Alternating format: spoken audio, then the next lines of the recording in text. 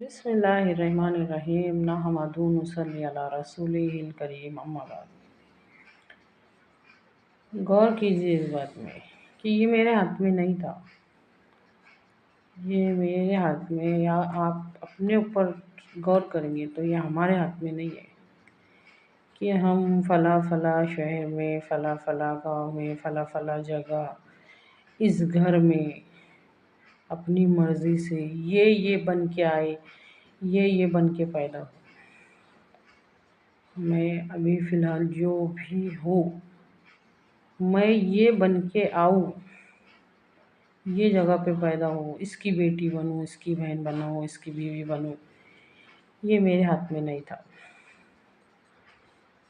یا پھر مسلمانوں میں سے بنوں، یہ بھی میرے ہاتھ میں نہیں تھا۔ یہ سب کس کے ہاتھ میں تھا؟ اللہ کے۔ آپ اپنے اوپر سے سوچئے کہ یہ آپ کے بھی ہاتھ میں نہیں تھا، یہ ہمارے اختیار میں نہیں ہے کہ کہاں پیدا ہونا ہے، کس کے گھر پیدا ہونا ہے، کس کی بیٹی بننے کا، کس کی بہن بننے کا، ہماری ماں یہ چنا، ہمارا باپ یہ چنا، یہ ہمارے ہاتھ میں نہیں ہے۔ ہم سب اللہ تعالیٰ کی پسند پر بنے۔ اللہ تعالیٰ نے خود پسند کیا، میں اس انسان کو یہ جگہ پہ یہ بنا کے بھیجوں۔ اللہ تعالیٰ نے اپنی پسند پر ہم کو مسلمان بنائے۔ الحمدللہ، تمام تعریف اللہ کے لیے جس نے ہم کو اسلام دیا۔ اچھی طرح سے سمجھیے اس بات کو۔ ایمان ہے نا، ایمان ہم کو وراثت میں ملا، وراثت میں ملا۔ یہ وجہ ہے کہ ہمارے پاس اقرار باللسان تو ہے، تصدیق بالقلب نہیں ہے۔ زبان سے اقرار کرتے ہم، ہاں ہم مانتے، ہاں ہم مسلمان ہیں، کلمہ پڑھنے والے، دل سے اس کی حقیقت کو نہیں پہنچے، اس کے یقین کو نہیں پہنچے۔ ہم کو اپنے یقین کو مضبوط کرنے کے واسطے محنت کرنی ہے، محنت کرنی ہے، غور فکر کرنا ہے، اس میں اپنا قیمتی وقت لگانا ہے۔ اگر ہماری آنکھوں نے دیکھنا بند کر دیا تو کیا کوئی فرق نہیں پڑے گا؟ اگر ہمارے کانوں نے سننا بند کر دیے تو کیا کوئی فرق نہیں پڑے گا؟ اگر ہمارے ہاتھ اور پاؤں نے ہلنا چلنا بند کر دیا تو کوئی فرق نہیں پڑے گا؟ اگر ہمارا سانس لینا اچانک سے بند ہو جائے تو کیا ہم کو کوئی فرق نہیں پڑے گا؟ سوچ کے دیکھو۔ تو یقین ہے نا ہم کو، ہم تو مانتے ہیں نا اس بات کو کہ ہم کو بنانے والا اللہ ہے۔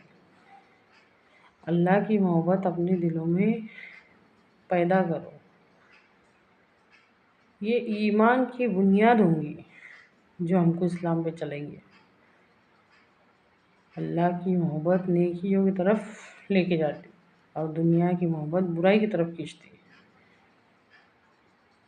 کہ ہم اس حکم کو ڈھونڈنے والے بن جائیں گے کہ اللہ ہمارے رب، ہمارے بنانے والے، ہمارے پالنے والے، ہمارے کھلانے والے، ہماری تقدیر کو بنانے والے، کہ تیرے حکم پہ میں چلوں، تیرے حکموں پہ میں چلوں۔ اے اللہ، تیرے حکموں پر چلنا ہمارے واسطے آسان کر۔ تو ہونا تو یہ چاہیے تھا کہ ہم نے شروع سے اللہ کے حکموں کو سیکھنے کی محنت کرنا چاہیے تھا۔ ہماری جو خواہشات نفس ہے نا، ہماری خواہشات نفس کو ہم کو ہمارے نبی کریم صلی اللہ علیہ وسلم کے طریقے کے مطابق ڈھالنا چاہیے تھا۔